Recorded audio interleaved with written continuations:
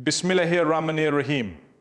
My dear brothers and sisters, my beloved believers, Assalamu alaikum wa rahmatullahi wa barakatuh.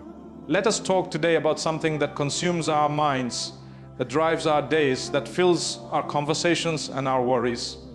Let us talk about money, about wealth, about the dinar and the dirham.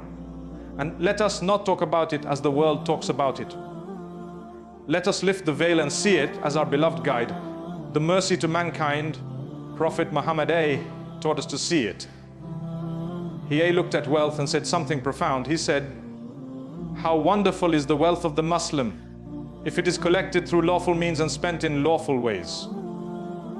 But he also warned with gravity in his voice, "By Allah, it is not poverty that I fear for you, but I fear that this world will be spread out for you as it was spread out for those before you, and you will compete for it as they competed for it, and it will destroy you as it destroyed them." Do you hear the message? The issue is not the money itself. The money is just paper, just metal. The issue is what happens to our hearts when we deal with it. My dear brothers and sisters, the greatest confusion of our age, the silent crisis that breaks homes and hardens hearts, is a simple misunderstanding of value. We live in a world that has taught us, with every advertisement, every glowing screen, every whispered societal pressure, to measure a person's worth by the number in their bank account, the model of their car, the postcode of their home. We look at the one with less and feel a flicker of superiority. We look at the one with more and feel a pang of envy, a sense of our own lack. This, my beloved, is a spiritual sickness.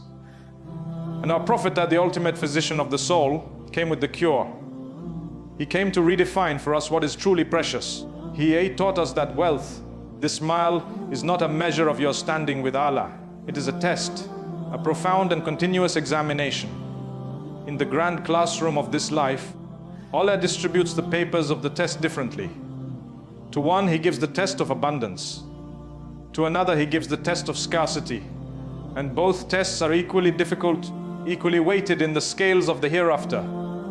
The one with abundance is examined. Will this wealth make him arrogant? Will it make him forgetful of the one who gave it? Will he become tight-fisted, hoarding blessings that were meant to flow, that were meant to lift others? Will he cross the lines of halal and haram in his pursuit of more, convincing himself that the ends justify the means? This is a severe trial, for the glitter of gold can blind the heart to the light of iman. And the one with scarcity is also examined. Will his patience run thin? Will he complain against the decree of Allah, questioning His wisdom, His justice? Will envy consume his heart so that he cannot feel genuine happiness for his brother's blessing? Will he compromise his principles, his dignity, his faith for a handful of coins? This too is a severe trial, for the weight of need can press heavily on one's trust in Allah. The Prophet made this crystal clear. He reframed the entire concept of gain, of being rich, of being truly wealthy.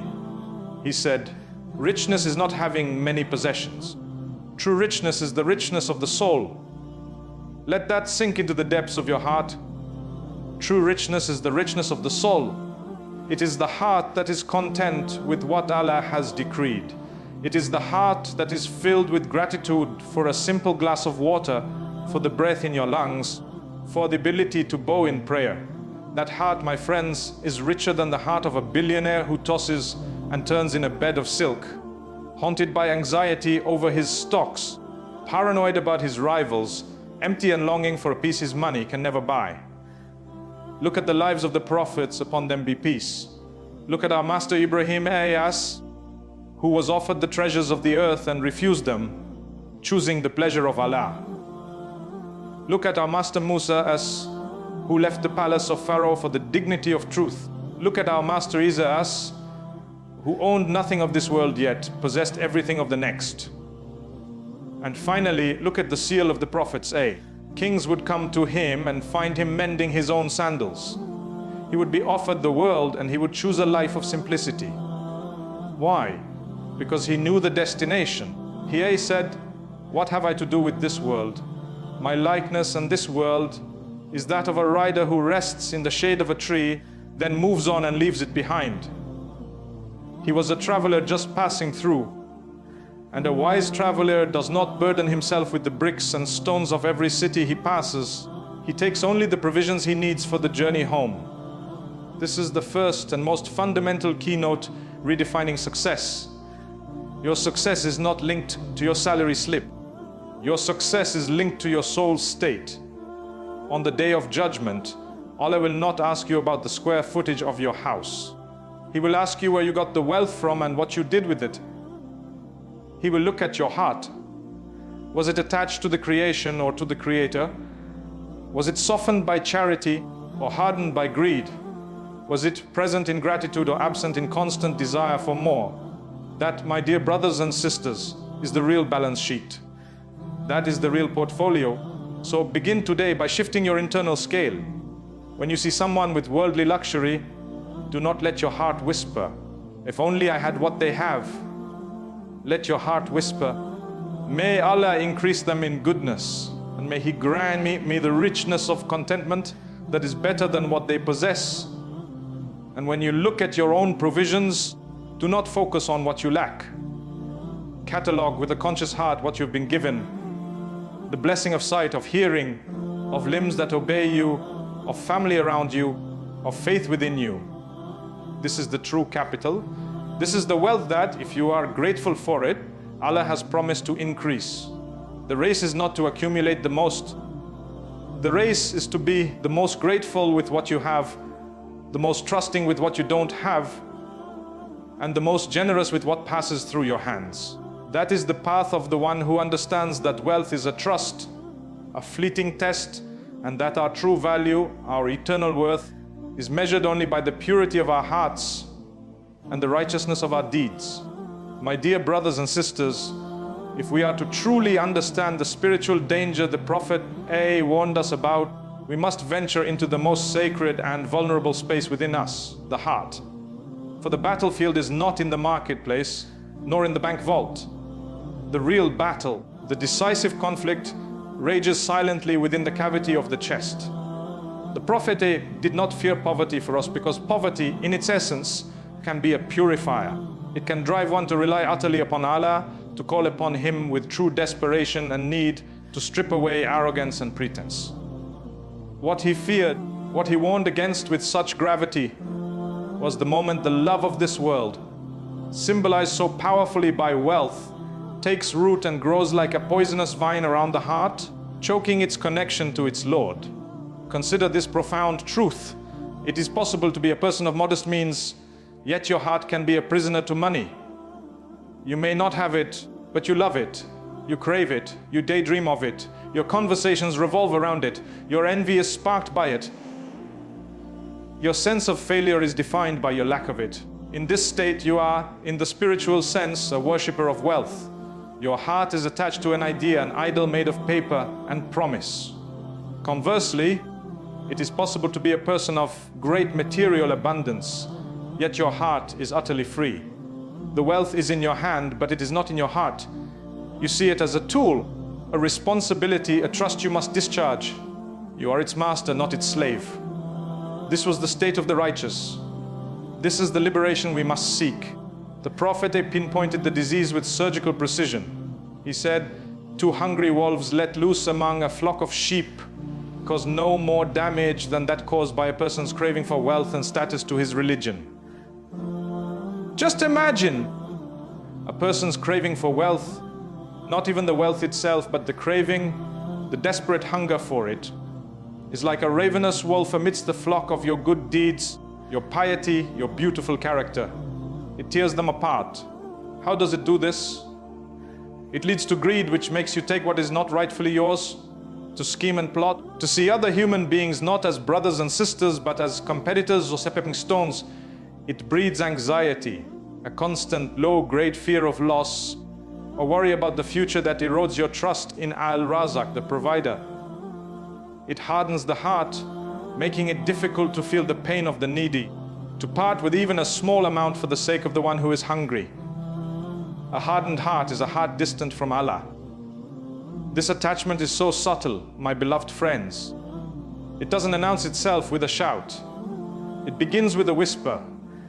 You start to measure your choices not by what is pleasing to Allah, but by what is most profitable. You delay prayer because you are in the middle of a very important transaction. You begin to socialize only with those who can benefit your business. You justify a minor deception, a slight compromise in your dealings, telling yourself, it's just business, everyone does it. This is the wolf beginning to feast. You find your joy is tied to financial gain and your sadness to financial loss, as if your entire emotional universe is dictated by the fluctuations of a market. Where then is the joy of worship? Where is the solace in remembrance of Allah? They become distant echoes, crowded out by the noise of worldly calculation. The cure, as taught by our guide eye, is the constant purification of the heart, tazkiyatun nafs. It is to consciously daily renew your intention. Before you go to work, say, "Oh Allah, I am going out to seek the lawful provision for my family, to protect myself from asking others, and to be able to do good. Keep my heart pure from love of this world." When a deal comes your way that is tempting, but has a shade of doubt, walk away and say, "Allah, I give it up for your sake. Enrich my heart with certainty instead." This is the practical jihad. It is to practice detachment through giving. The muscle of generosity weakens the grip of greed. Force yourself to give, especially when it pinches a little. Give not from your excess, but from what you love. This act physically tears the love of wealth from your heart. It is to constantly remember death, not in a morbid way, but in liberating way. That which you hoard, you will leave. That which you give, you will keep. The Prophet I said, "The intelligent one is he who subjugates his soul and works for what is after death." Intelligence is to see the ultimate reality. You will stand before Allah with your deeds, not your deeds. Your bank statements will be useless, but the record of your intentions, your charity, your fair dealings would be your only true currency. So ask yourself tonight, in the silence before sleep, where is my heart anchored? Is it anchored in the temporary soil of this world, where every storm of loss causes it to drag and tear? Or is it anchored in the eternal, unshakable pleasure of Allah? Does my peace depend on my portfolio's performance, or on my connection to the Most High? The love of wealth is a chain that looks like jewelry. The Prophet came to break those chains. He came to teach us that the heart was created for one love alone, the love of its creator. Every other attachment, when it rivals that love, is a form of oppression upon the soul. Free your heart. Let wealth be a tool in your pocket, not a God in your chest. For when the heart is clean, even a little provision feels like abundance, and a life of simplicity feels like a kingdom. That is the true victory.